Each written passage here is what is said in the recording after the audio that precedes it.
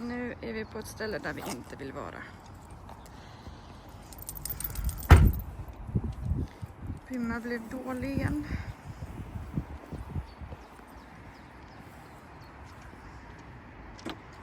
Så vi får se vad som händer här inne. Nu har vi kommit in på ett rum. Och man kan inte tro att Pymma är dålig, för hon är så glad och pigg just nu. Springer runt och sniffar och hälsar på allt och alla. Så får vi se Pymma. Nu har veterinären, eller sköterskan, varit här.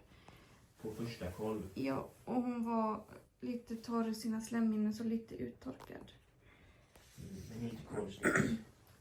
Nej, så nu väntar vi på veterinären. Jättepigg när sköterskan kom och nu så här.